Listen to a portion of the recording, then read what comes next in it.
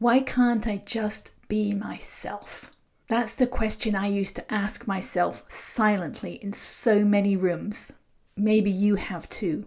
With friends, with family, with strangers. There was always this performance. And underneath it, someone, the real me, was holding her breath. I could only fully relax when I was at home. Do you smile when you don't feel like smiling? Do you nod when you want to be screaming?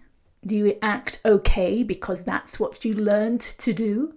Somewhere along the way, you became the version of yourself that felt safest around others, even if it meant abandoning the truth inside you. In this video, I want to show you why that happens, why so many of us put on a facade, even without realizing it. We'll talk about how that mask forms, how your body holds onto it, and how you begin to release it, not just emotionally, but physically too, so you can feel more like yourself, more relaxed, even around other people. Here's what most people don't realize. Every time you hold back, your body holds on. That mask you wear, it doesn't just live in your expression. It lives in your connective tissue. And that's not just structure. That's your subconscious mind. The fascia holds more than just posture. It holds stored emotion, old tension, the parts of you that never got to speak. It shapes how you move, how you feel, even how your organs function. And because it's been with you for so long, it can be hard to notice until you start paying attention to when you don't feel like yourself. That's where the unraveling begins. If you stay with me to the end, I'll share something I noticed, something that confirmed for me that the fascia and the patterns we carry in our face have been quietly understood by others before us. It's subtle, but once you see it, you can't unsee it. You weren't born with a facade. It formed slowly as you figured out who you had to be to feel safe. Maybe you had to be the quiet one. I did. Or the people pleaser. Always smiling. Always agreeable. I did too. Maybe you learned not to cry or not to need anything at all. And in those moments, your body tensed. Your breath shortened. Your face shifted. Not because it felt natural, but because it felt necessary. And when you hold your face in a way that doesn't match your true emotion, when you suppress anger, fear, sadness, you're not just coping. You're encoding that moment into your fascia. That connective tissue weaves through every system of your body. Muscles, bones, nerves, organs, even your skull. And it holds the imprint of every time you said, "I'm fine," when you weren't. Every performance, every protective expression. Over time, these moments of pretending, of holding back or performing, get stored in the body. The tension becomes familiar. The expression becomes automatic. And eventually, it's not something you do. It becomes part of who you think you are. These become your subconscious patterns. They're emotional, yes, but also physical, because the body remembers, and this tense fascia, this dense fascia, doesn't release on its own. It holds on until you help it let go. This tension becomes your normal, your baseline. You walk through the world thinking you're relaxed, but your nervous system and connective tissue are still performing, still protecting, still pretending.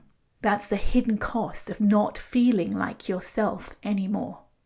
So, how do we begin to release this? You start by noticing. That's somatic awareness, tuning in to what your body is holding. Journaling is a powerful first step. Write about those moments when you didn't feel like yourself, when you laughed because you thought you were supposed to, when you smiled on the outside but you were hurting on the inside. Go back to your inner child. When did you first learn that certain emotions were too much for others? When did you feel like love or approval depended on hiding your truth? Who did you become? And what did it cost you? Those are the roots. That's where your emotional patterns live. And your fascia has been holding them all this time. And here's where you begin to unwind them. If you already know EFT tapping, then now is the time to use it. Pick one memory, just one. Tap through it gently, slowly, again and again. You're not just remembering, you're letting your subconscious mind and your body know that it's okay to let go. You're giving your system permission to soften, to release the tension that has shaped your posture, your behavior, and your identity. And if you don't know EFT yet, here's a video where I teach the basics.